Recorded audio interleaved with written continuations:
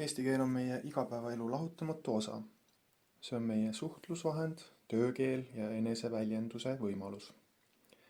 Grammatikareegleid on vaja tunda, kuid sellest üksnes ei piisa. Praktiline eesti keel 2 keskendub oskustele, mida vajame igapäevases suhtluses, tööelus ja ühiskonnas.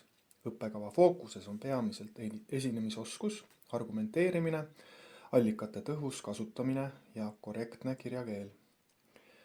Soovitud õpitulemuste hulk on märkimisväärne ja neile kõigile ei jõua keskenduda 35 ainetunni jooksul.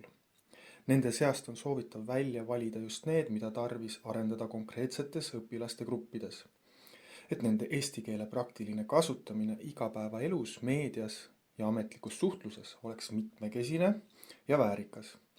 Näiteks kindlasti ei leidu ühtegi gümnaasiumiklassi, kellel ei kuluks ära õigekirja kordamine. Inimene sotsiaalse olendina satub aruteludesse, vaidlustesse ja konfliktidesse iga päev. Esinemise ja eneseväljenduse oskust saab lihvida terve elu ning gümnaasium on suurepärane areen. Oma klassikaaslastega läbi viia rollimänge, intervjuusid ja debatte, usalduslikus keskkonnas süstib igasse nooresse eneseusku, kasutamaks tulevikus ratsionaalseid, emotsionaalseid ja eetilisi argumente. Samuti on vaja tunda manipulatsiooni olukordadesse sattumisi. Info edasiandmine kirjalikult muutub järjest tähtsamaks. Antud õppemooduli raames on hea teha vahelduseks väike mänguline põige ühe ja sama loo kirjutamisse kahes erinevas žanris. Tegu võiks olla sündmuse kajastamisega koolielust, millele igale õpilasel on oma vaatenurk. Hästi sobib ka ülesanne lõimimiseks praktiliselt iga teise ainetunniga.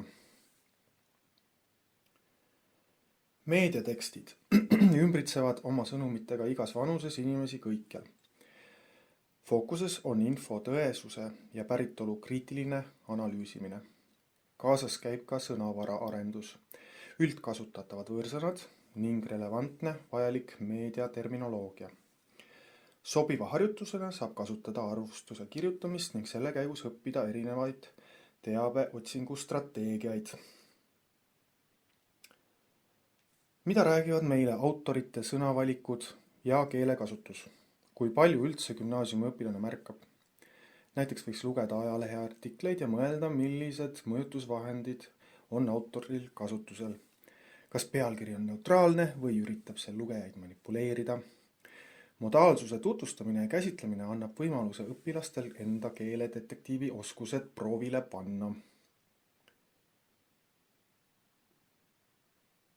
Referaatide, memode, esseede, arvamuslugude ja muu taolise kirjutamise oskus on õpilase akadeemilisel teekonnal äärmiselt vajalik. Vastavalt võimekusele võiks välja valida ühe neist, mida antud mooduli jooksul käsitleda, kuna kõike ei mahuta saadaval olevatesse tundidesse. Oluline on ka teada plagiaadivorme ja ohtusid ning allikate korrektset viitamist. Sobiv hindeline ülesanne oleks kokkuvõtte kirjutamine 2 samateemalisest artiklist. Ühest küljest on õigesti kirjutamine muutunud üha lihtsamaks, kuna trükime teksti tarkades seadmetes ja keskkondades, mis annavad parandussoovitusi ning korrigeerivad vigu. Digitaalsete keeletööriistade kasutamise oskus on vajalik, kuid kõike ei saa puhta kullana võtta. Vajalikud teadmised emakeele õigekirjast peavad olema endast lugupidaval eestlasel kõrgel tasemel. Reet Popelski ja Margit Rossi koostatud õpik 11. klassile Johannes 2 seob ühtseks tervikuks kursused meedia ja mõjutamine ning praktiline eesti keel 2. Õpik keskendub teoreetiliste teadmiste omandamisele praktiliste oskuste kaudu, kasutades autentseid tekste ning suunates kriitilisele analüüsile ja tekstiloomele.